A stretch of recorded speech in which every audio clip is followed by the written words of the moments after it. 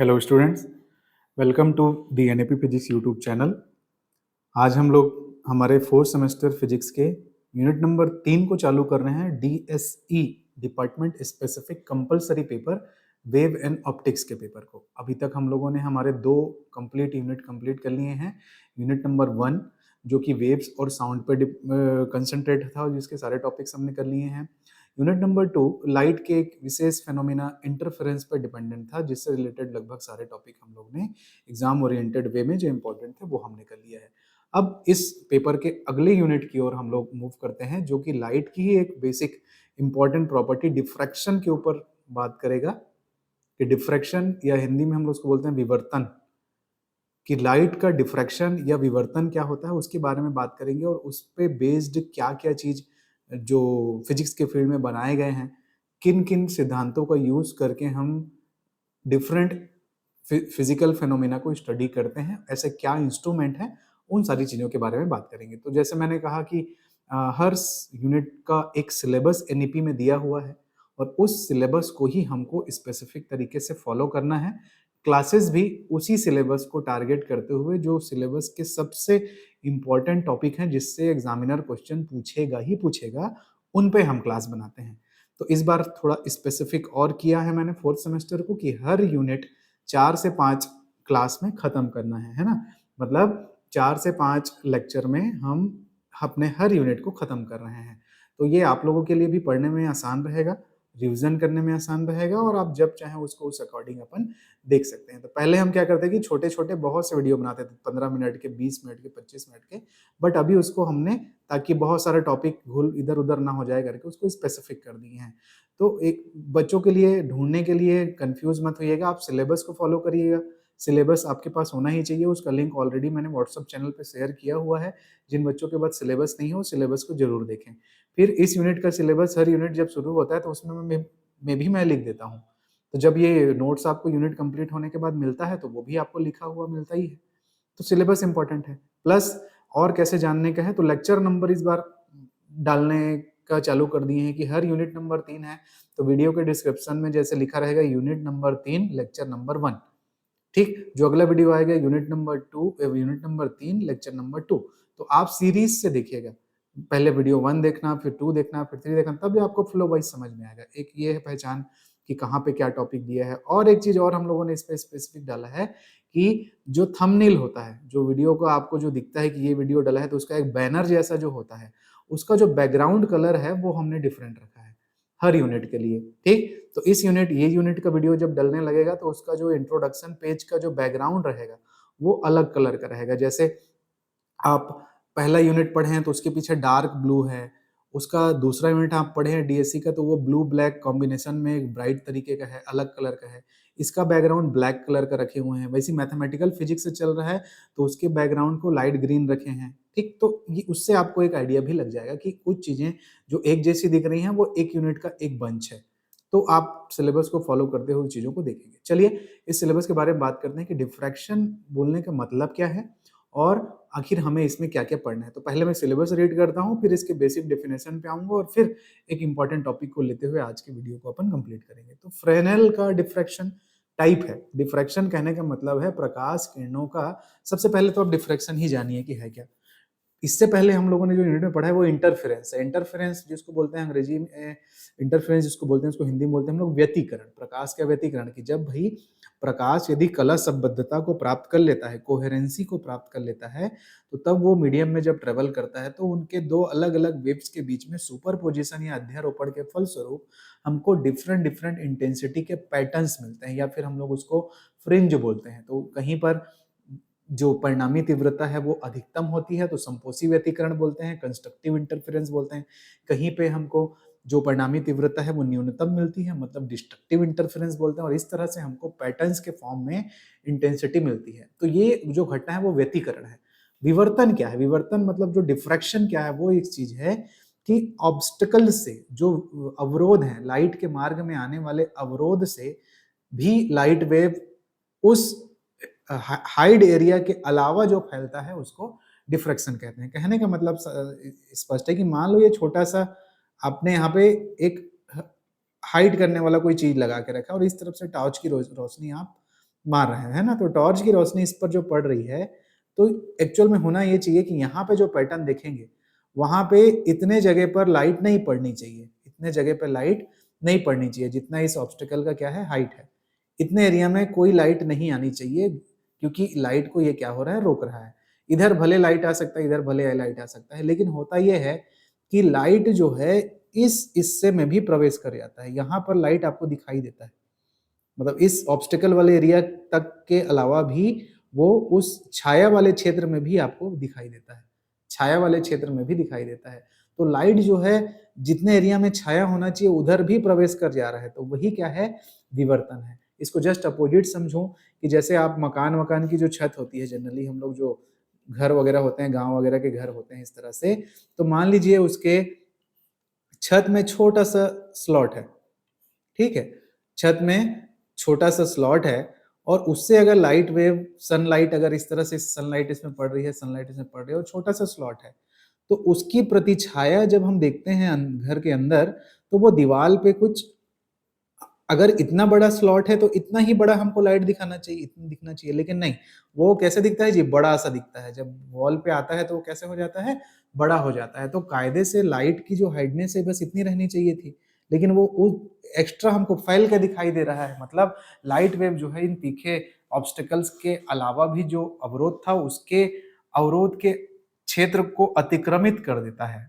Overlap कर देता है, और लाइट उस एरिया में भी घुस जाता है जिस एरिया में उसको नहीं जाना चाहिए था। तो यही घटना प्रकाश का क्या कहलाता है, विवर्तन कहलाता है। मतलब सिंगल भाषा में कहूं कि तीखे किनारों से, तीखे चीजों से, शार्प बाउंड्रीज से लाइट वेव का मुड़ जाना ही क्या कहलाता है, विवर्तन कहलाता है। तो इसका बहुत ज्यादा हायरली ऑप्टिक्स के क्षेत्र में यूज है।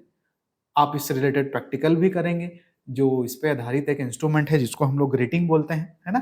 तो फिर सबसे पहले हम लोग समझते हैं कि सिलेबस में अब क्या क्या लिखा है, फिर इस पे और आऊंगा।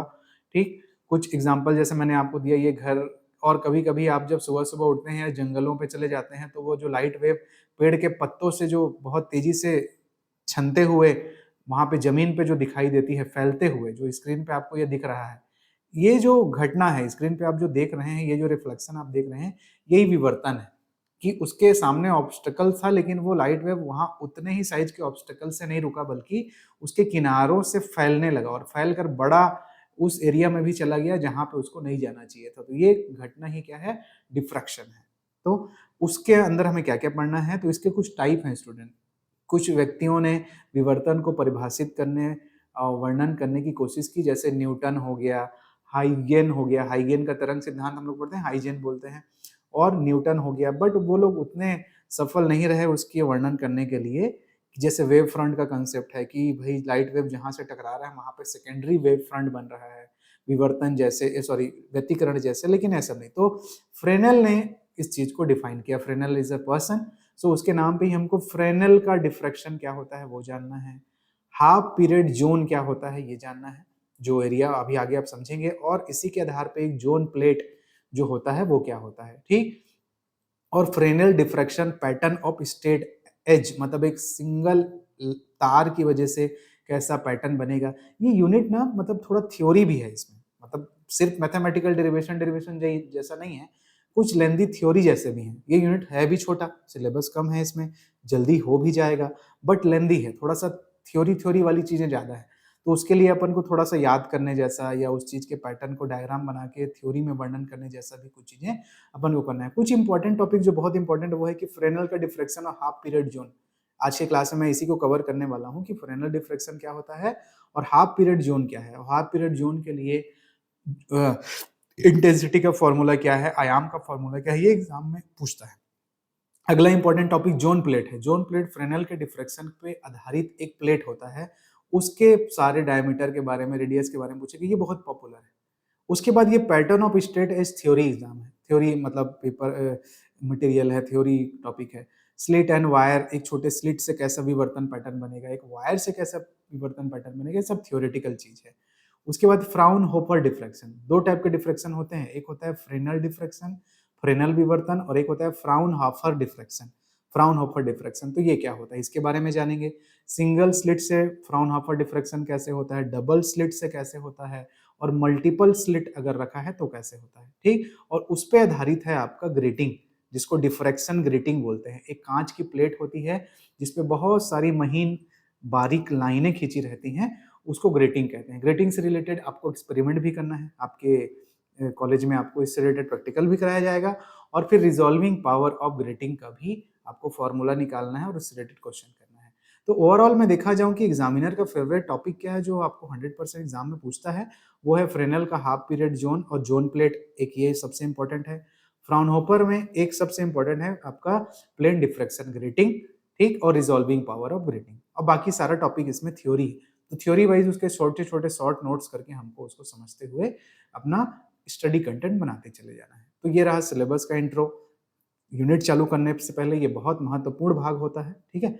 अब आज के क्लास में हम लोग स्टार्ट करते हैं कि डिफ्रैक्शन एक तो होता क्या है, उसकी बेसिक चीज को चालू करते हैं, और सबसे एक बड़े नंबर का जो सॉरी क्वेश्चन जो आएगा बड़े मार्क्स में, उसके आंसर पे बात करेंगे कि आखिर फ्रेनेल डिफ्रैक्शन क्या है और फ्रेनेल का half period zone, Ardhkal zone किसको बोलते हैं, ठीक है। चलिए मूव करते हैं हम लोग आगे अपन इसमें।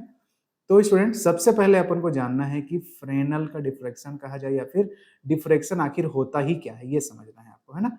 तो विवर्तन मतलब देखिए यहाँ पे लिखा है, तरंगों का अवरोध या ऑब्स्टिकल्स के किनारों से, उसके शार्प किनारों पर से मुड़ जाना ही क्या कहलाता है, विवर्तन कहलाता है।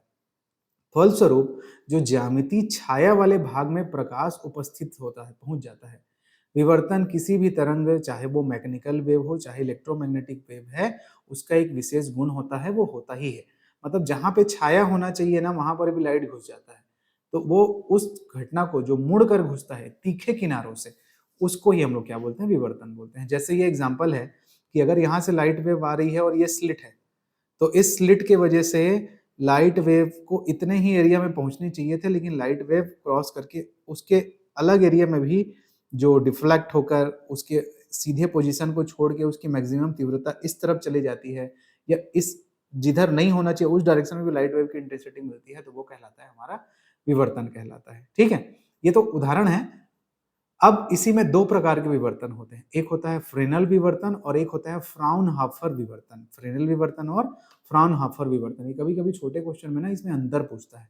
तो सिंपल अंतर यह है कि फ्रेनेल विवर्तन कहने का मतलब है आपके पास लाइट सोर्स है, आपको लाइट सोर्स के बारे में पता है, और फ्राउनहोफर विवर्तन कहने का मतलब है आपके रेंज में लाइट सोर्स नहीं है, आपके पास जो लाइट सोर्स है वो आपके पहुंच में नहीं है, आप उसकी दूरी को बहुत ही इंफिनिटी पे है ऐसा मान के चलते हैं। यही बेसिक डिफरेंस है।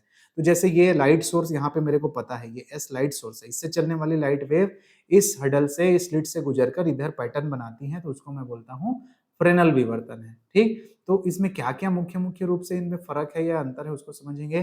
फ्रेनेल डिफ्रैक्शन में लाइट सोर्स और जो पर्दा होता है जहां पे हम लोग पैटर्न को देखते हैं, स्क्रीन, या फिर ये दोनों, जो विवर्तनकारी अवरोध कहने का मतलब है डिफ्रैक्टिव ऑब्स्टिकल, डिफ्रैक्टिव ऑब्स्टिकल से ये दोनों जो हैं फाइनाइट डिस्टेंस पे होते हैं। मतलब आप सोर्स की दूरी भी नाप सकते हो, और जो स्क्रीन है जहां पे आप पैटर्न देखोगे उसकी दूरी भी आप नाप सकते हो, आपके मेजरेबल रेंज में होता है। तो ऐसे कंडीशन में हम इसको फ्रेनेल डिफ्रैक्शन बोलेंगे, ठीक है, ठीक है। और जो फ्राउनहोफर विवर्तन होता है, उसमें जो सोर्स है ना हम लोग से बहुत दूर में रहता है। डायग्राम में जरूर बना है कि ये यहाँ पे दिखाई दे रहा है सोर्स, लेकिन हम उसको मेजर नहीं कर सकते, वो बहुत डिस्टेंस में रहता है, ठीक। एक फर्क ये हो गया दोनों में कि इसमें हम जो सोर्स और स्क्रीन का डिस्टेंस मेजर कर सकते हैं, हमारे रेंज में रहता है, तो फ्रेनेल डिफ्रैक्शन है। हमारे रेंज में नहीं है वो सोर्स ना, भाई पर्दा तो रहेगा ही, सोर्स दूर अनंत दूरी पर रहेगा, तब उसको हम लोग क्या बोलेंगे, हमारा फ्राउनहोफर है। दूसरा अंतर क्या है, फ्रेनेल विवर्तन में जो इंसिडेंट वेव फ्रंट होता है, जो आ रहा है लाइट वेव का जो पार्ट, जिसको हम लोग खंड में बांट देते हैं, खंड में बांट देते हैं कहने का मतलब है, अगर मैं आपको रफली समझाऊं कि लाइट वेव जो ऐसा चल रहा है ट्रेवल में, ऐसे एक जैसे टॉर्च आप जलाए, तो टॉर्च जब जलाए तो फोकस के थ्रू एक जो बीम निकलती है, तो ये जो बीम निकलती है ना, उसको 3-4 प्रकार में बांटा जाता है। बांटा जाता है कहने का मतलब है, एक होता है समतल तरंगाग्र। समतल तरंगाग्र कहने का मतलब है कि जब वो आगे चल के स्पेस में ट्रेवल कर रहा है ना, तो वो कुछ ऐसे रेक्टेंगुलर फॉर्म में ऐसा ट्रेवल कर रहा है, ऐसा अपन मान के चलते हैं कि वो जब जब आगे बढ़ रहा है तो ऐसे रेक्टेंगल फॉर्म में बढ़ रहा है लाइट वेव जो है, तो उसके कई ठो हमने बारीक बारीक टुकड़े कर दिए, और फिर एक एक हिस्से का स्टडी करते हैं। एक होता है गोलाकार तरंगाग्र। तो गोलाकार तरंगाग्र में क्या होता है कि वो ऐसे गोले की तरह शेप में चल रहा है ऐसा मानते हैं। और एक होता है बेलनाकार तरंगाग्र। बेलनाकार तरंगाग्र है मतलब आपका जो प्रकाश लाइट वेव की जो साइज है उसको ऐसे बेलन की तरह या सिलेंडर जैसा ट्रीट करके चलते हैं। तो एक होता है समतल तरंगाग्र, एक होता है गोलाकार तरंगाग्र, एक होता है बेलनाकार तरंगाग्र। ठीक है। Parallel wave front, spherical wave front end cylindrical wave front. तो वो टाइप है, तो वो डीप एनालिसिस पे जब जाएंगे तो उस पर बात करेंगे अपन। तो भाई यहां पर जब फ्रेनल डिफ्रैक्शन होता है तो जो इंसिडेंट वेव फ्रंट है वो हमारा या तो स्फेरिकल होगा या तो सिलेंड्रिकल होगा, दो चीज। ठीक, इसके लिए नेसेसरी है फ्रेनल डिफ्रैक्शन के लिए कि स्फेरिकल वेव फ्रंट है और सिलेंड्रिकल है।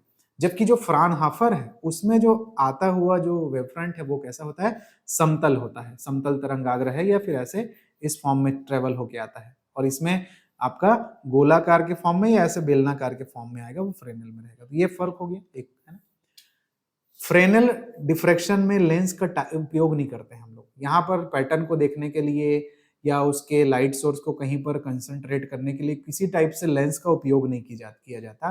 लेकिन फ्राउनहोफर विवर्तन में, फ्राउनहोफर डिफ्रैक्शन में उसके पैटर्न को देखने के लिए हमें या लाइट वेव को कंसंट्रेट करने के लिए लेंस का यूज करना पड़ता है, क्योंकि वो इन्फिनिटी से आता है, एक सर्टेन डिस्टेंस से आता रहता है। तो देखिए इसमें लेंस का यूज किए हैं, देखिए यहाँ पर।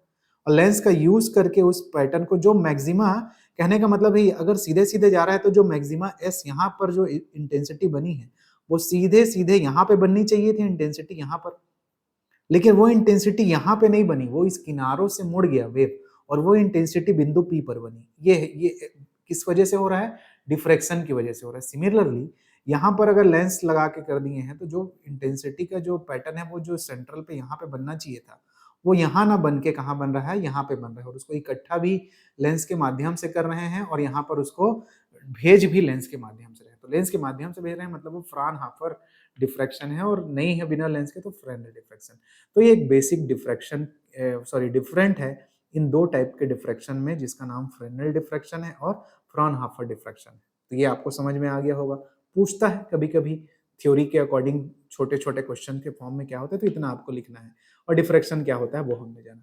अब जो एग्जाम ओरिएंटेड क्वेश्चन है, जो बड़े मार्क्स का क्वेश्चन है, जो आपसे डेफिनेटली इस यूनिट से आने के 99-100% चांस वाले जो क्वेश्चन है, मैं उस पर बात करता हूँ, जिसका नाम है फ्रेनेल का अर्धकाल जोन। ठीक है, Fresnel half period zone. Question कैसे आता है एग्जाम में, फ्रेनेल के अर्धकाल जोन विधि से प्रकाश के विवर्तन की व्याख्या कीजिए। Describe the diffraction of light by the half period zone method of the Fresnel and prove that the area of the half period zone is some proportional to something. ऐसा आएगा कि सिद्ध कीजिए कि अर्धकाल जोन का क्षेत्रफल इसके समानुपाती होता है, या सिद्ध कीजिए कि अर्धकाल जोनों का जो रेडियस होता है वो समथिंग के समानुपाती या प्रोपोर्शनल होता है। ऐसा कर करके स्टेटमेंट लिख के आपको क्वेश्चन देगा, जो कि बड़े मार्क्स का 8 से 10 नंबर के मार्क्स का क्वेश्चन रहने वाला है। उस पे बात करेंगे। तो क्या होता है हाफ पीरियड जोन, उसको समझेंगे, क्या काम करता है, क्या इसका मूल आधार है, कैसे डिफ्रैक्शन होता है, उस चीज को समझना है।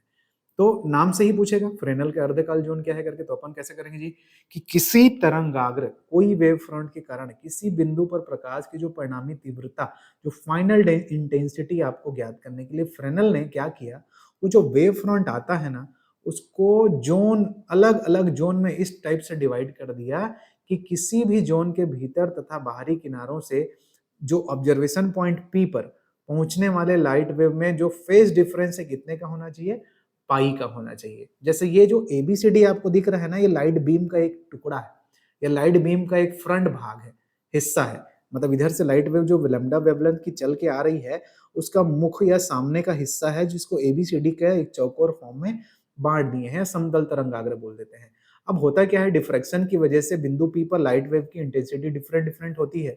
तो फ्रेनेल ने क्या कहा, इमेजिनरी रूप से वो जो लाइट वेव का फ्रंट चल के आ रहा था स्क्वायर शेप में या रेक्टेंगुलर शेप में, उसको उसने छोटे छोटे टुकड़ों में बांट दिया, अलग अलग जोन में डिवाइड कर दिया।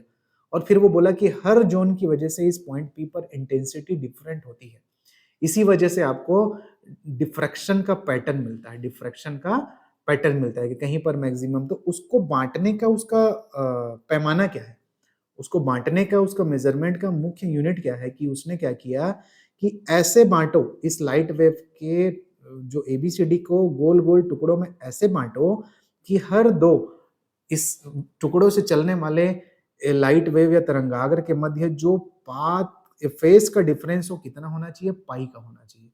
इस आधार पे आपको बांटिए उसको, या फिर टाइम पीरियड जस्ट हाफ होना चाहिए, ठीक, कि जितना टाइम उसको यहाँ से यहाँ तक लगने में लग रहा है अगले के लिए वो फिर उतना हाफ हो जाए।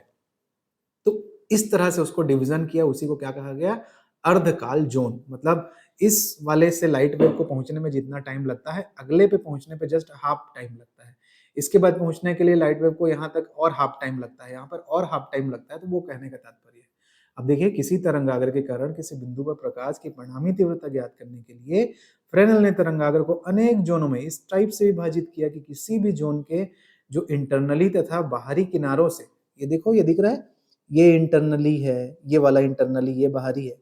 सिमिलरली ये दूसरे को देखोगे तो उसके लिए ये वाला और ये वाला काम करेगा ऐसे करके। तो इंटरनली और बाहरी किनारों से जो पॉइंट पी पर लाइट वेव चल रही है, ये जो लाइन से खींचा है, ये वाला ये वाला ये वाला ये वाला, उनके मध्य फेज डिफरेंस कितने का बने, पाई का बने। ऐसे आधार पे उसको बांटना है।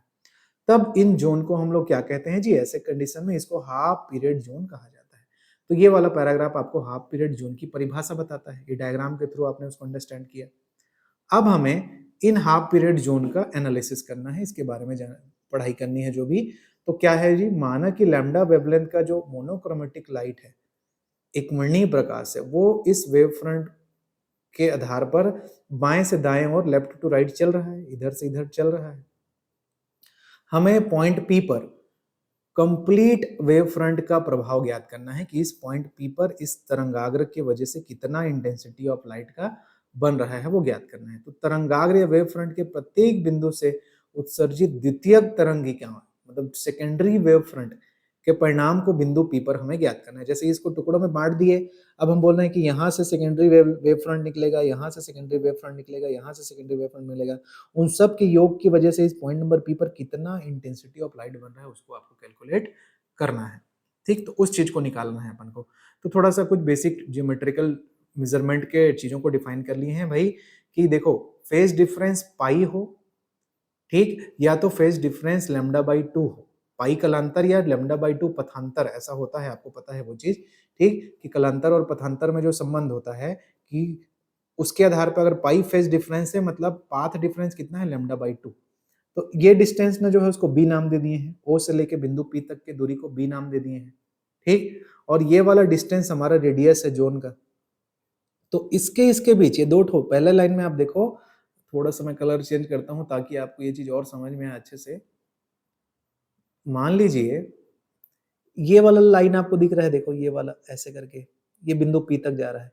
वैसे ही ये वाला वेव लाइन आपको दिख रहा है ऐसे करके, ये बिंदु पी तक जा रहा है। इन दोनों के मध्य ये पहला वाला जोन है।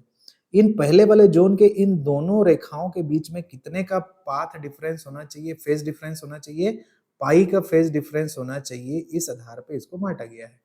ये फ्रेनेल का कॉन्सेप्ट था ऐसा। तो पाई, और वैसे ही इसके और इसके बीच, वैसे ही इसके और इसके बीच, वैसे ही इसके और इसके बीच, ऐसा हो क्रम से सब करते चले जाएंगे। तो फ्रेनेल ने ये चीज जो डिवाइड किया है उसका कंसेप्ट है कि पाई फेज डिफरेंस है। तो पाई फेज डिफरेंस है तो पाथ डिफरेंस कितना होगा, तो वो सूत्र आपने पढ़ा है ना, कि हम लोग जानते हैं कलांतर और पथांतर में क्या संबंध है जी, कि कलांतर जो हमारा कलांतर फाई होता है वो 2 पाई बटे लैम्डा पथांतर होता है ऐसे, ठीक। तो एक्चुअल में पथांतर क्या हो जाएगा, लैम्डा बटे 2 पाई फेज डिफरेंस, ठीक। तो यहां पे हमने क्या सेटिंग की है कि लैम्डा बटे 2 पाई, और पाई कितना आना चाहिए, पाई आना चाहिए। तो पाई पाई कटा ना, तो आपको पथांतर कितना मिला, लैम्डा बाई 2। मतलब हर किरणों के मध्य में पाथ का डिफरेंस कितना है, लैम्डा बाई 2। तो ये लैम्डा बाई 2 है, ये वाला डिस्टेंस, ये वाला डिस्टेंस लैम्डा बाई 2 है। समझ में आ रहा है आपको। पहले वाले जोन के लिए ये डिस्टेंस मैंने ले लिया कितना, लैम्डा बाई 2, और ये डिस्टेंस कितना है, बी है। और अगर ओ एम पी, ओ M1 P एक समकोण त्रिभुज बनता है, देखिए ऐसे, ये वाला अगर एक समकोण त्रिभुज बनता है, ये मुझे पता है b है, ये मुझे पता है λ/2 है। तो वेक्टर सम के अकॉर्डिंग जो आपका ये वाला भुजा होगा, ये वाला इसका परिणामी, इसका जो मान होगा वो कितना होगा जी, b प्लस λ/2 के बराबर होगा। ठीक, यहाँ पे पाइथागोरस नहीं लगा है, यहाँ पे वेक्टर सम लगा है कि ये और ये ऐसा है, अपोजिट है तो जस्ट ऐसा, तो b प्लस λ/2 के बराबर होगा ये वाला सेक्शन। वैसे ही जो अगला वाला रिजल्टेंट लाइन होगा वो b प्लस 2 λ/2 होगा, वैसे ही अगला वाला b प्लस 3 λ/2, अगला वाला b प्लस 4 λ/2, उसका आगे n λ/2, क्योंकि क्रम अनुसार वो वेव फ्रंट जो लाइट वेव है वो ऐसे बदलते चले जाएगा, ऐसे। ठीक है, तो ये आपने प्राप्त कर लिया कि इस तरह के इस वाले सेक्शन में वेक्टर सम लगाने के बाद ये रिजल्टेंट एरिया आपको क्या मिल रहा है, b plus λ/2, here b plus 2 λ/2। तो डायग्राम में देखिए कि लैम्डा तरंगदैर्ध्य का एक वर्णी प्रकाश का तरंगाग्र बाएं से दाएं ओर जब चलता है तो हमें बिंदु P पर संपूर्ण तरंगाग्र का प्रभाव ज्ञात करना है।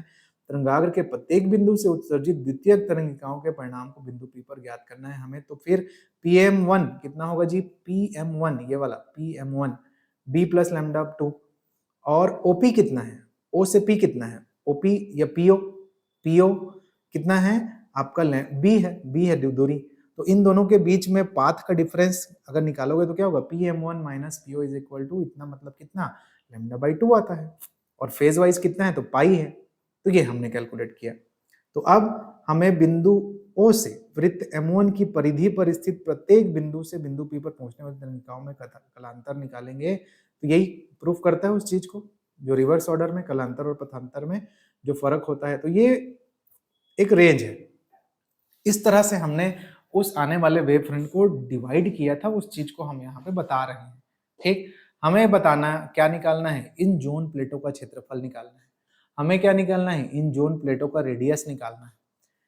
ठीक, क्योंकि इसी आधार पर मैं ट्रांसमिशन ग्रेटिंग बाद में बनाऊंगा, तो मेरे को रेडियस पता रहेगा तो अलग अलग वलय में खींच पाऊंगा।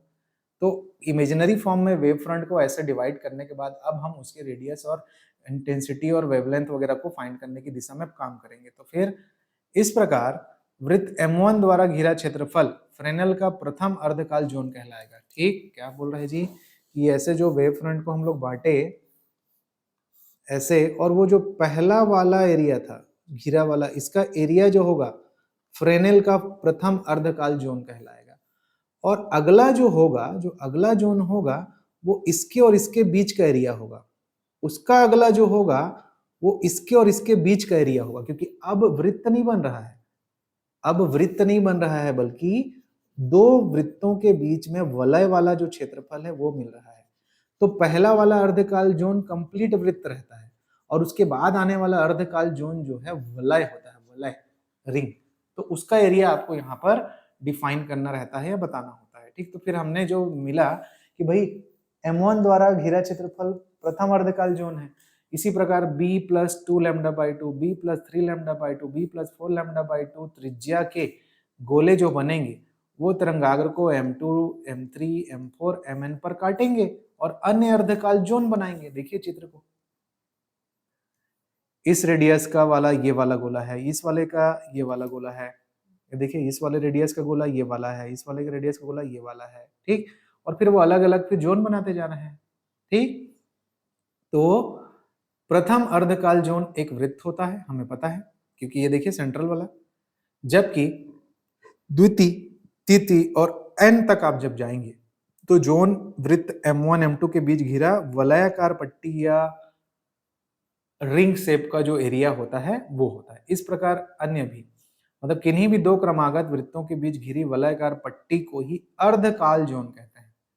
ठीक, पहला अर्धकाल जोन तो कंप्लीट वृत्त है, लेकिन बाकी जो उसके बीच का एरिया निकल के आएगा वही अर्धकाल जोन कहलाएगा। अब हमको इन्हीं अर्धकाल जोनों का एरिया निकालना है, इन्हीं अर्धकाल जोनों का रेडियस निकालना है और उसकी सहायता से इंटेंसिटी का वर्णन करना है। तो यहाँ तक तो अगर मैं कहूँ कि यहाँ तक मैंने क्या चीज आपको समझाया है, तो डायग्राम को ही मैंने आपको समझाया है, और किस तरह आप इमेजिन करिए कि किस तरह से आपने एक चलते हुए लाइट वेव के फोकस को अलग अलग टुकड़ों में इस तरह से इमेजिनरी फॉर्म में डिवाइड किया है, और उसके अकॉर्डिंग हमने ये सिचुएशन यहाँ पे जनरेट की है। थोड़ा सा डायग्राम को क्लियर कर देता हूँ ताकि आपको ये सारी चीजें समझ में आए कि एक्चुअल में हम बिंदु P पर तरंगाग्र को विभाजित करने के बाद जो सेकेंडरी वेव फ्रंट बनेंगी उसकी वजह से हम लोग उस पे इंटेंसिटी ढूंढने की कोशिश कर रहे हैं, जिसके लिए ही हम लोगों ने आने वाले लाइट फोकस को विभिन्न टुकड़ों में बांटा है, जिसको अर्धकाल जोन कहा जा रहा है। ठीक है, तो ये डायग्राम स्पष्ट रूप से आपको अच्छे से समझ में आना चाहिए। जब भी बनाए कॉपी में प्रैक्टिस के लिए कुछ के लिए तो इसको बड़ा बनाएं, ताकि आप किचकिच ना हो जाए, छोटा है ना, थोड़ा साइज का बनाइएगा ताकि आप चीज़ों को अंडरस्टैंड कर सकें। अब हमको इसका एरिया, इसका रेडियस, ये सब चीज कैलकुलेट करना है, तो कैसे निकलेगा देखें जरा ध्यान से। एरिया निकालने के लिए जी माना वृत्त mn की त्रिज्या rn तथा वृत्त mn-1 की त्रिज्या rn-1 है, तब nवें जोन का क्षेत्रफल क्या होगा जी। देखो जरा यहाँ पर डायग्राम में मान लेता हूँ ये वाला, जैसे ये पहला दूसरा तीसरा वृत्त है, ये पहला वृत्त है, ये दूसरा वृत्त है। जोन का एरिया निकालने का मतलब है इस हरे रंग के शेडेड एरिया का क्षेत्रफल निकालना। मतलब यदि मैं बड़े वाले वृत्त, तीसरे नंबर के वृत्त में से दूसरे नंबर के वृत्त के क्षेत्रफल को घटा देता हूं, तो वो जो बीच में जितना एरिया है वो मुझे मिल जाएगा।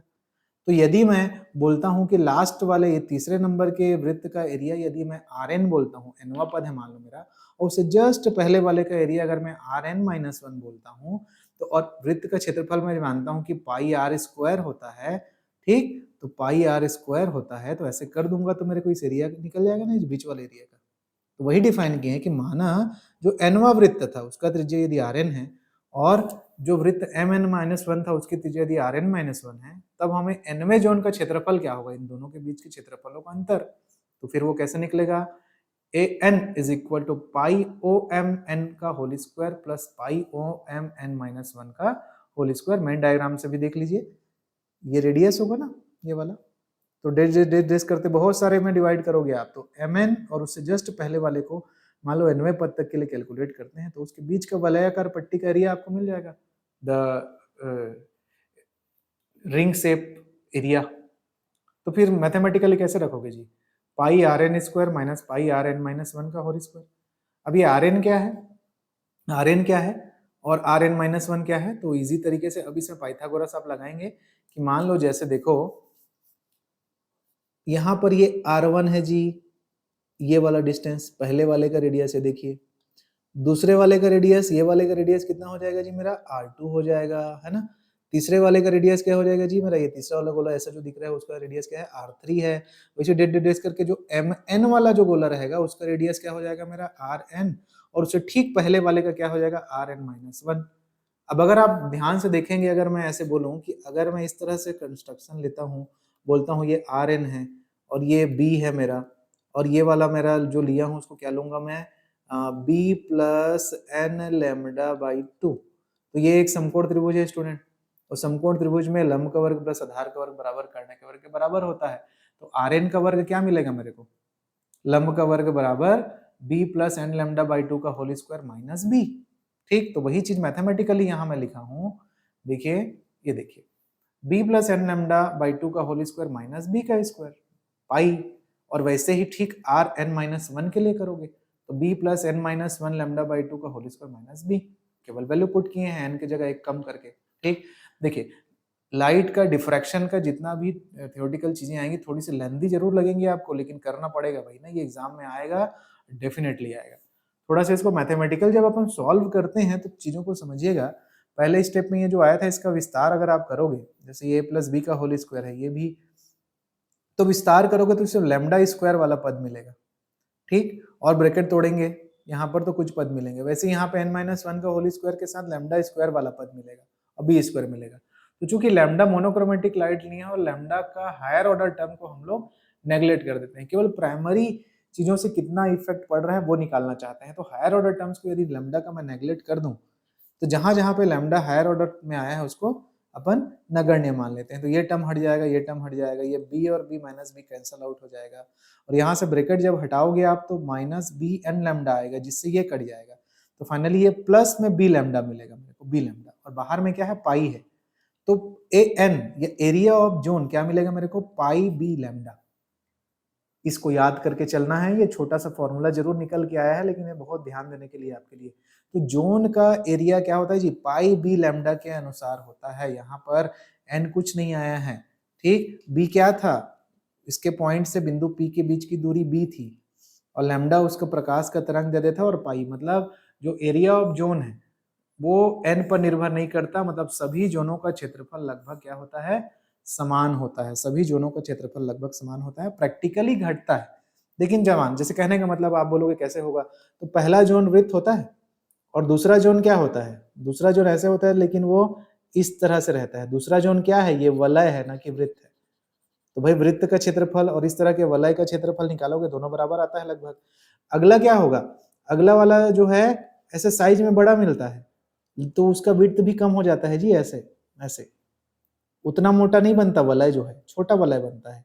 मतलब वो सब, ये सब कंडीशन में अपने एरिया को मेंटेन करके चल रहे हैं।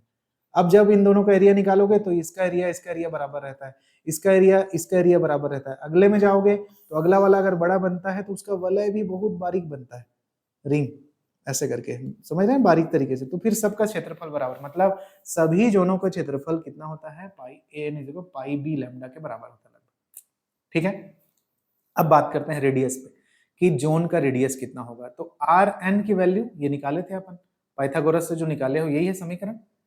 nth जोन की रेडियस निकालना चाहता हूं अगर मैं, है ना।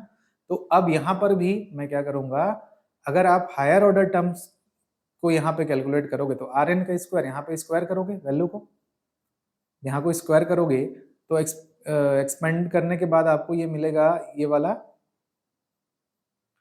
ये टर्म मिलेगा, क्योंकि बी स्क्वायर कट जाएगा और दो टर्म बचेगा, two a square plus b square पर टू ए बी करोगे तो ये दो पद बचेंगे और ए स्क्वायर मतलब बी के स्क्वायर कट जाएगा, ये मिला। अब यहाँ पर से भी यदि मैं हायर ऑर्डर वेवलेंथ के टर्म को छोड़ दूं कि एन स्क्वायर लैम्डा 4 को नेग्लेक्ट मानो, तो आर एन क्या मिला मेरे को, बी एन लैम्डा के बराबर मिला। मतलब आर एन क्या हुआ जी, आर एन जो है यहाँ पर जो आर एन है वो under root of b n lambda है, और बी और एन को अगर लैम्डा और बी को कांस्टेंट मानो तो r n is proportional to under root n. मतलब बहुत इंपॉर्टेंट रिजल्ट है, क्वेश्चन ऐसे पूछता है कि सिद्ध कीजिए कि फ्रेनेल के अर्धकाल जोनों की त्रिज्या प्राकृतिक संख्याओं के वर्गमूल के समानुपाती होती है। याद करना है, इसको याद करके चलना है। इसका मान कितना होता है इस फॉर्म में वो, और इस फॉर्म में रिजल्ट को भी, मतलब अर्धकाल जोन की जो त्रिज्या है वो का क्रम जो है n के वर्गमूल के समानुपाती होता है। नेचुरल नंबर के जो क्रम के ना, जैसे पहला क्रम, दूसरा क्रम, तीसरा क्रम, चौथा क्रम, नंबर से, तो ये पूछता है। तो ये प्रूफ यहाँ से आ गया। छोटा छोटा है जी रिजल्ट, लेकिन निकाल के बताना है ना, वरना दिक्कत करेगा। तो ये दो चीजें हमने कैलकुलेट की कि जोन का क्षेत्रफल कितना होता है वो पता लगाया, और जोन का रेडियस कितना होता है वो पता लगाया। ठीक, अब आगे nवें अर्धकाल जोन की चौड़ाई। तो जोन की चौड़ाई क्या होगी, विड्थ, वो जो रिंग बन रहा है वलय, उसका चौड़ाई कितना है। जैसे दो ठो वृत्त के बीच का एरिया आपका वलय कहलाएगा, रिंग कहलाएगा, इसका विड्थ कितना होगा। तो सिंपल है, आप इसका रेडियस में से इसके रेडियस को घटा दो।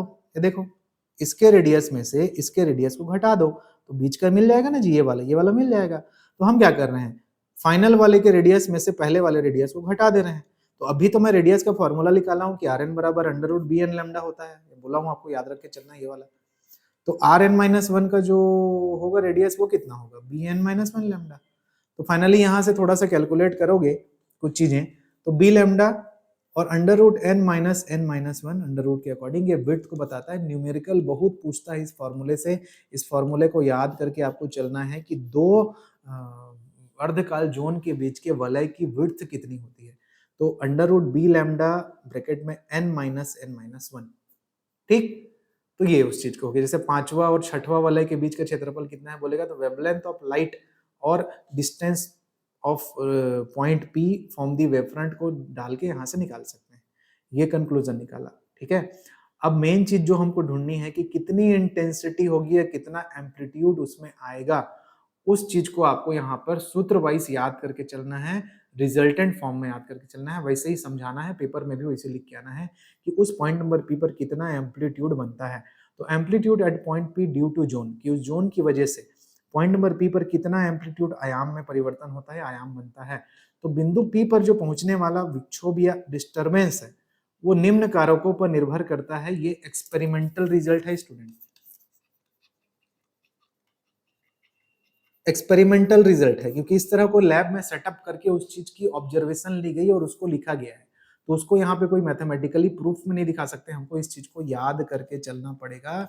You should be remind this things, आपको एग्जाम में लिखने के लिए और कोई इलाज नहीं है इसका। तो ये सारी चीजें आपको रिमाइंड करके चलनी है। ये यूनिट थोड़ा सा लेंदी इसीलिए लगेगा कि कहीं कहीं पे अपन को कुछ चीजें रिमाइंड करके चलनी है। तो क्या ऑब्जर्वेशन मिला है एक्सपेरिमेंट के बाद?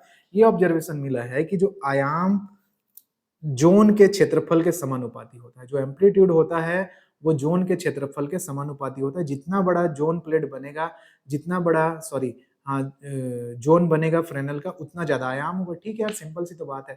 टॉर्च आप लोग घर में यूज करते हैं, अगर छोटे फोकस का टॉर्च है तो उतना बड़ा गोला बनाता है वो। जैसे और खेत वेत को देखने वाला जो बड़ा टॉर्च होता है उसको जब जलाओगे तो दूर तक वो और गोला बनाता है। डिस्को वगैरह में आप लोग देखे होंगे, टीवी वगैरह में जो अवार्ड शो वगैरह में कोई व्यक्ति अवार्ड लेने आता है तो उसके ऊपर बड़ा सा गोला फोकस पड़ता है जिसमें वो बाकी सब तरफ अंधेरा रहता है और वो पूरा 5 फीट का आदमी पूरा उसमें समाया हुआ दिखाई देता है।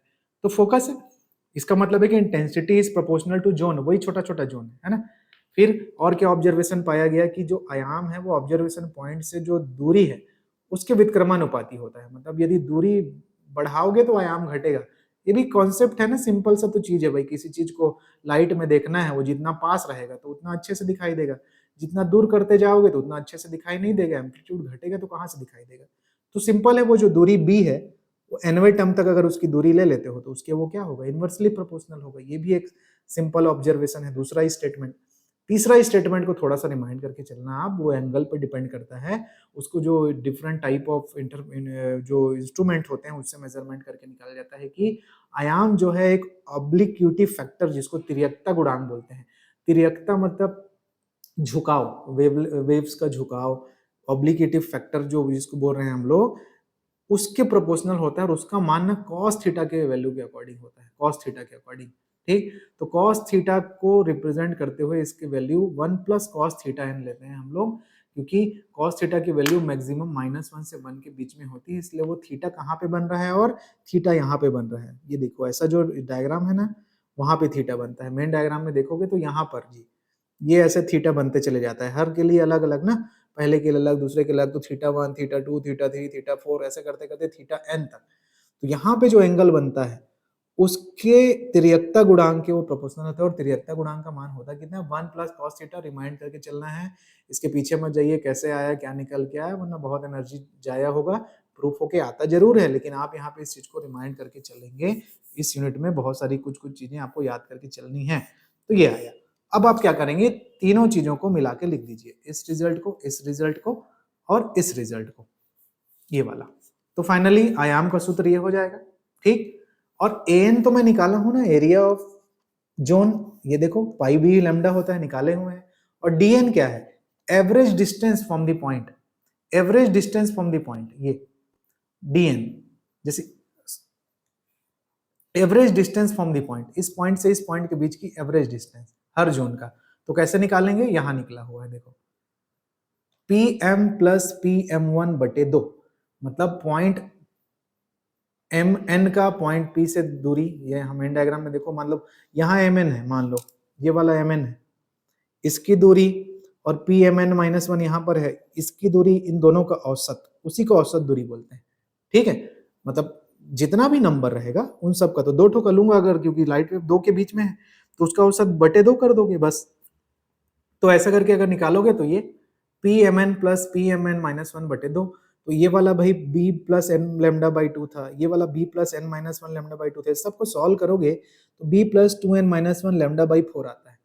और अगर लैम्डा को हम लोग नेग्लेक्ट करें, छोटे वेवलेंथ को, तो लगभग वो उस दूरी B के बराबर ही आता है जो बिंदु P के का दूरी था। ये वाला जो इसको यहाँ तक का जो डिस्टेंस था बिंदु, थोड़ा सा क्लीन करता हूँ स्टूडेंट, ये वाला थोड़ा सा अब आपको क्लियर समझ में आएगा कि ये दूरी एक्चुअल में O से P के बीच का दूरी कितना है? B है। तो वो घूम फिर के लगभग लगभग उतने के बराबर ही आता है। और एवरेज कहने का मतलब था कि वहां पर उस लास्ट वाले जोन और उससे जस्ट पहले वाले जोन के बीच का डिस्टेंस कितना है, या उसका एवरेज डिस्टेंस कितना है। तो लगभग देखो, इसको कैलकुलेट किए ना जब एवरेज डिस्टेंस इन दोनों वलयों के बीच का, तो लगभग वो B के बराबर आया है लेमडा वाले टर्म को नेग्लेक्ट करने के बाद। हाँ, इसकी डेरिवेशन में बहुत सारी चीज नेग्लेक्ट भी करना पड़ रहा है, वो भी याद करके चलना पड़ेगा आपको, है ना। तो देखो कितना आया, B आया।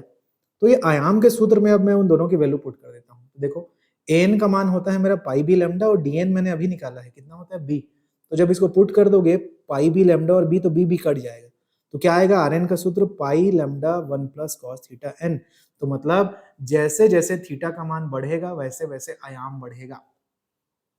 ठीक, जैसे जैसे एन का मान बढ़ता है थीटा का मान बढ़ता है, जिससे कि कॉस थीटा एन का मान घटेगा। देखो चीजों को इस तरह से समझिए कि दूरी आप जैसे जैसे जाओगे, थीटा का मान कब बढ़ेगा, जैसे यार वेव फ्रंट यहाँ पर है, आयाम चल रहा है भाई, ये बिंदु पी यहाँ पर है, तो पहले कंडीशन में अगर ऐसे कंडीशन में है तो थीटा ऐसे बना है, तो ये थीटा बना, थीटा 1 बोल दिया चलो मैं। दूसरे कंडीशन में ऐसे बना है तो उसको आप थीटा 2 बोल दिए, है ना। और मान लो वेव फ्रंट और बड़ा है तो कुछ इस तरह से यहाँ से बनेगा, तो ये थीटा डेस डेस डेस करते थीटा एन है मेरा। तो थीटा बड़ा होते जा रहा है तो वेव फ्रंट की साइज भी बढ़ती चली जा रही है, तो आयाम भी उसका क्या होते चले जाएगा जी, बड़ा होते चले जाएगा। आयाम यहाँ से मतलब कहने का मतलब है कि जैसे जैसे एन का मान बढ़ेगा थीटा का मान बढ़ेगा, जिससे कि cos थीटा एन का मान घटेगा। अर्थात किसी जोन के कारण प्रेक्षण बिंदु P पर परिणामी आयाम जोन का क्रम बढ़ाने पर घटेगा। यहाँ पे डायरेक्ट प्रोपोर्शनल नहीं है ना, थीटा का मान बढ़ाओगे तो cos थीटा का मान घटेगा का तात्पर्य समझ रहे हो। यहाँ पर देखो समझो, जैसे cos थीटा है, ठीक, थीटा बराबर 0 डिग्री, cos 0 कितना होता है जी, 1 होता है। थीटा बराबर 30 अंश, cos 30 कितना होता है, 1/2 होता है, मतलब कितना हो गया, 0.5 हो गया। थीटा बराबर 45 डिग्री, तो cos 45 डिग्री, cos 45 डिग्री कितना होता है जी, 1/√2 होता है। ठीक है, तो 1/√2 क्या आएगा, इससे और छोटा आएगा। थीटा बराबर 60 डिग्री, 60 डिग्री क्या होता है, cos 60 डिग्री, cos 60 डिग्री की वैल्यू √3/2। ठीक, तो √3/2 मतलब 1.732 को और उसको 2 बार भागो करो और आएगा। तो आप ये देखते हैं कि थीटा का मान जैसे जैसे बढ़ रहा है cos का मान कम होता है जी। और हम लोग ये भी जानते हैं कि cos थीटा का मान जो है +1 से -1 के बीच में होता है। तो +1 से शुरू हुआ तो घटते घटते घटते घटते किधर जाएगा वो, -1 में जाएगा। मतलब आप जब वेव फ्रंट का एंगल आप बढ़ा रहे हो तो cos थीटा का मान क्या हो रहा है, कम हो रहा है। और कम होते जाएगा तो कम होते जाएगा तो यहाँ पे कुछ चीज घटेगा, वैल्यू यहाँ पर जुड़ जुड़ के कम होते जाएगा, कम होते जाएगा। तो उस कंडीशन में आपका परिणामी बिंदु पर जो आयाम है वो भी क्या होगा, जोन का क्रम बढ़ाने से क्या होते जाता है, घटते चले जाता है। ठीक, तो देखने से ऐसा लगता है मैथमेटिकल इक्वेशन के अकॉर्डिंग लेकिन बढ़ेगा, but it's a deep concept for the trigonometry relation is include, तो उसको आप समझेंगे ना। तो आपने क्या जाना कि आयाम जोन के क्रम को बढ़ाने से क्या होता है, घटता है। परीक्षा में कभी कभी क्वेश्चन ऐसे पूछता है कि सिद्ध कीजिए कि जोन अर्धकाल जोन में आयाम जोनों के क्रम को बढ़ाने से घटता है। तो इस चीज को निकाल के ये रिजल्ट इक्वेशन आपको बताना पड़ेगा लिख के, ये मेन इक्वेशन है, ये इस चीज को बताना पड़ेगा। क्लियर हो गया वो यहाँ तक एक रिजल्ट। क्या क्या चीज जाने, अभी तक हम लोगों ने जोन का एरिया जान लिया है, जोन का रेडियस जान लिया है, जोन के आयाम का क्या बिहेवियर है वो जान लिया है। ठीक, अब हम ये देखते हैं कि ये तो भाई एक दो तरंगों की वजह से, कंप्लीट तरंगों की वजह से पॉइंट नंबर पी पर कितना आयाम बनेगा उस चीज को प्रूव करना है। ये भी परीक्षा में क्वेश्चन के फॉर्म में आता है। मैं एक्चुअल में आज परीक्षा के लिए आपको 4-5 क्वेश्चन पढ़ा रहा हूं लेकिन टॉपिक एक ही है। पहला क्वेश्चन, सिद्ध कीजिए कि अर्धकाल जोनों का क्षेत्रफल नियत होता है, मतलब pi is equal n is equal to pi B lambda, n पे निर्भर नहीं करता। दूसरा, सिद्ध कीजिए कि जोनों का जो त्रिज्या है जोनों के क्रम के एन के समानुपाती होता है, वर्गमूल के, मतलब r n is proportional to √n, ऐसा पूछता है। सिद्ध कीजिए कि जोन प्लेट में सॉरी फ्रेनेल के अर्धकाल जोन का आयाम क्रम को बढ़ाने से घटता है, मतलब ये वाला कर दिया। फिर क्वेश्चन पूछता है आपसे कि सिद्ध कीजिए कि संपूर्ण तरंगाग्र के कारण बिंदु पी पर जो रिजल्टेंट आयाम है, जो कंप्लीट एंटायर वेव फ्रंट की वजह से रिजल्टेंट एम्पलीट्यूड है, वो फर्स्ट जोन के वजह से उत्पन्न होने वाले वेवलेंथ का जस्ट आधा होता है। ऐसे ही बोल बोल के क्वेश्चन पूछता है आपसे एग्जामिनर ना। क्या प्रूव करना है कि जो रिजल्टेंट आपका वेवलेंथ आता है वो पहले अर्धकाल जोन के वेवलेंथ के आधा होता है। इस चीज को प्रूफ कीजिए, ऐसा बोल के पूछता है। ठीक, तो उसकी प्रूफिंग आएगी, मैं तो आपको पहले से बता दिया कितना आता है करके। तो संपूर्ण तरंगाग्र में बिंदु पी पर परिणामी आयाम तरंगाग्र के सभी अर्धकाल जोन के कारण बिंदु पी पर आयामों का सदिश योग के बराबर होगा। अगर मैथमेटिकली हम लोग कैलकुलेट करेंगे तो सबको जोड़ देते हैं भाई, सब जोन की वजह से कितना कितना आया है तो जोड़िए, R1 R2 R3 RN तक जोड़ेंगे। तो ये आयाम का सूत्र है ना, ये वाला तो सिंपल फॉर्म में क्या क्या आएगा, देखो, तो आपने ये चीज जरूर जाना है ना यहाँ पर कि सबसे ज्यादा आयाम R1 का रहेगा, क्योंकि अभी आपने जो फॉर्मूला निकाला है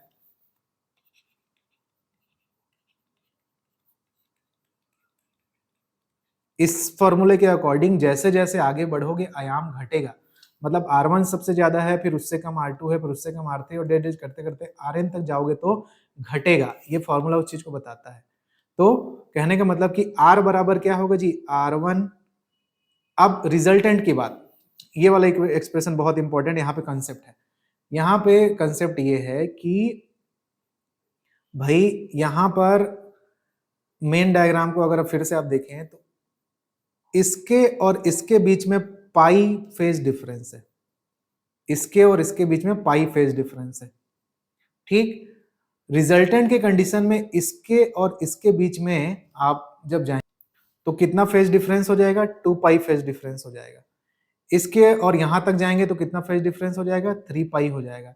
इसके और यहां तक जाएंगे तो कितना फेज डिफरेंस हो जाएगा, 4 पाई हो जाएगा, ठीक। तो कॉस उसको रिजल्टेंट के कंडीशन में यहां पर जीरो फेज डिफरेंस, यहां पर जीरो फेज डिफरेंस, इस वाले पोजीशन पे, इस वाले पोजीशन में पाई फेज डिफरेंस, यहां तक जाएंगे तो 2 पाई होगा, यहां तक जाएंगे तो 3 पाई होगा, यहां तक जाएंगे तो 4 पाई होगा। तो भाई जब जीरो है तो कॉस जीरो कितना होता है, 1 होता है। जब पाई है तो कॉस पाई कितना होता है, -1 होता है। जब 2 पाई है तो 2 पाई कॉस 2 पाई कितना होता है, 0 होता है। जब यहां पर 3 पाई है 4 पाई 3 पाई है तो कितना होगा, -1 होगा।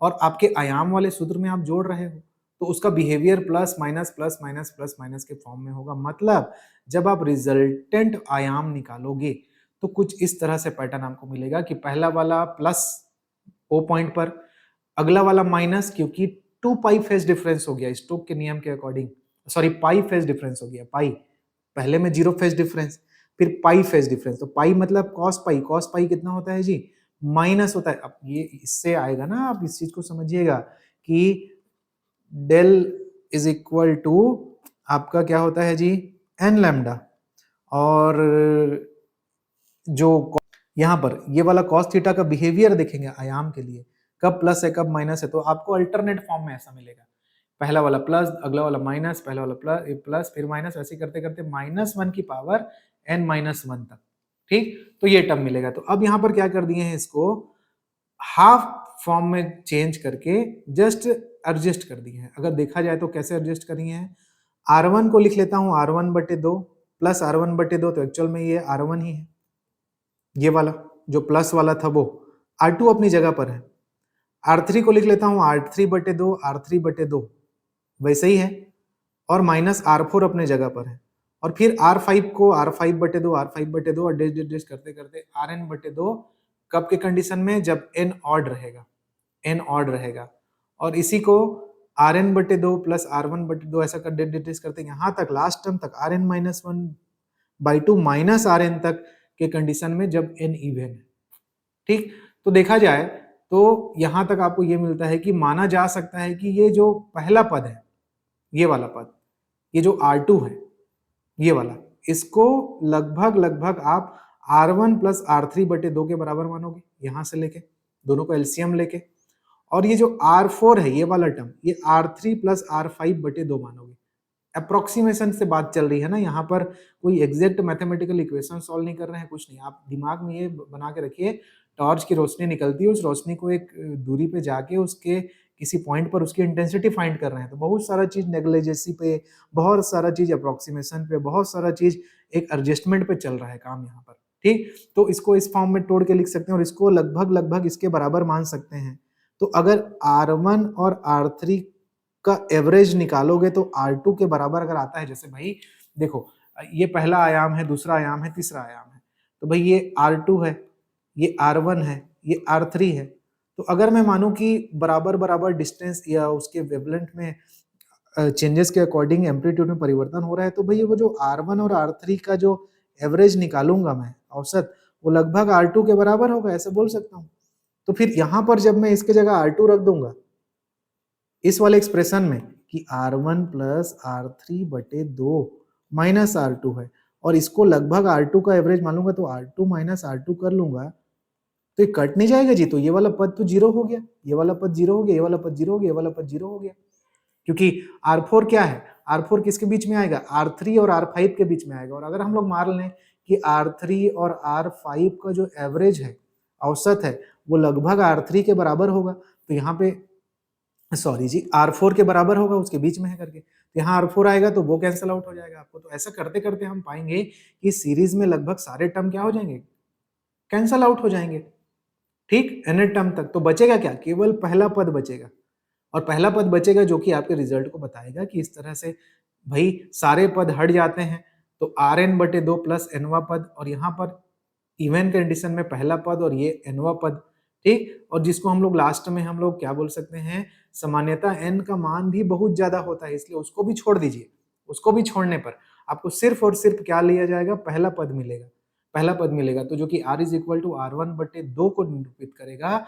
और हम क्या बोलेंगे कि चाहे n का मान सम हो, चाहे n का मान विषम हो, जो कंप्लीट तरंगाग्र के कारण बिंदु P पर परिणामी आयाम या रिजल्टेंट वेवलेंथ बनता है, रिजल्टेंट एम्पलीट्यूड बनता है, वो फर्स्ट जोन के वेवलेंथ के जस्ट आधा होता है, फर्स्ट जोन के वेवलेंथ का जस्ट आधा होता है। इस चीज को हमने यहाँ पर प्रूफ किया, ठीक। तो यहाँ पे एक मैथमेटिकल एडजस्टमेंट किया हमने, ये कैसे आया जी, प्लस माइनस कैसे आया, पाई के फेज डिफरेंस से।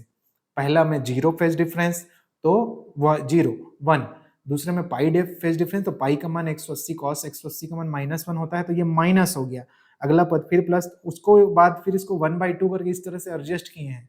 ये एडजस्टमेंट आपको याद करना पड़ेगा, क्योंकि आगे चल के हम लोग इसको लेके औसत की परिभाषा निरूपित किए हैं ये वाली, और उसके आधार पर ही उन पदों को नेग्लेक्ट माने हैं। तो फिर ये मान के हम लोग चले, तो लास्ट में रिजल्ट हमको ये मिला कि टोटल पूरे वेव फ्रंट की वजह से जितना आयाम बनता है, वो पहले जोन की वजह से जितना आयाम बनता है उसी के आधे के बराबर होता है, ठीक। जैसे ऐसे आपने बनाया था, ठीक, तो पहला वाला जो बना था वो कंप्लीट वृत्त था, उसके बाद तो वलय बना था, तो इसके वजह से जितना आयाम बनेगा R1, उसी का आधा कर दोगे तो वही लगभग लगभग सभी के वजह से बन के जितना आता है उसकी वजह से होगा। तो आधा क्यों हो रहा है, कई लोगों को लगता है कि अगर ये R1 है तो बढ़ते जाएगा, तो बढ़ना चाहिए, लेकिन बढ़ता कहाँ है, हम जैसे जैसे क्रम को बढ़ाते हैं हमारा आयाम तो घटता है ना। ये देखिए, ये रिजल्ट आपने पाया है कि जैसे जैसे आप क्रम को बढ़ाओगे तो इस बिहेवियर की वजह से आपका आयाम क्या होता है जी, घटते चले जाता है। तो रिजल्टेंट सबका जो सम निकाल के लेके आओगे वो आपको इस तरह का रिजल्ट देगा, जो कि R is equal to R1/2 होता है, ये प्रूफ होता है। तो एग्जाम में क्वेश्चन इस तरह से पूछता है कि फ्रेनेल के अर्धकाल जोन हेतु सिद्ध कीजिए कि परिणामी आयाम R बराबर प्रथम अर्धकाल जोन का आयाम बटे 2, या फ्रेनेल के अर्धकाल जोन हेतु सिद्ध कीजिए R बराबर R1/2, ऐसा भी बोल के आपको पूछेगा। तो आज मैंने 3-4 क्वेश्चन इस बहुत इंपॉर्टेंट टॉपिक से रिलेटेड आपने को इस क्लास में मैंने कराए हैं। सबसे पहले हम लोगों ने विवर्तन जाना है।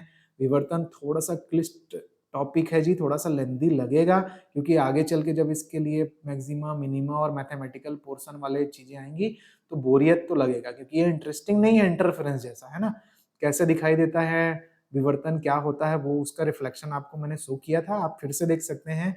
ये सब रिफ्लेक्शन एक तरह का आपके डिफ्रैक्शन या फिर विवर्तन का उदाहरण है। तो सिलेबस के अकॉर्डिंग हम लोगों ने यहाँ तक का टॉपिक आज कंप्लीट किया है, फ्रेनेल का डिफ्रैक्शन और हाफ पीरियड जोन।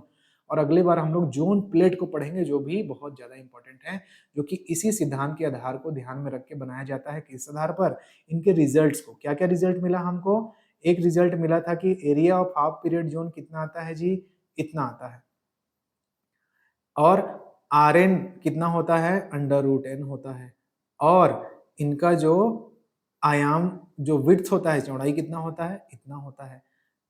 अब इस रिजल्ट को ध्यान में रख के एक बनाएंगे एक्चुअल में जोन, क्योंकि देखो फ्रेनेल ने तो इमेजिन किया है ना, एक लाइट वेव का टुकड़ा चादर जैसे चल रहा है लेफ्ट टू राइट में, उसको अपने दिमाग में उसने इस तरह से डिवाइड करके मैथमेटिकल कॉन्सेप्ट को पुट करके ये कुछ विशेष रिजल्ट प्राप्त किए हैं।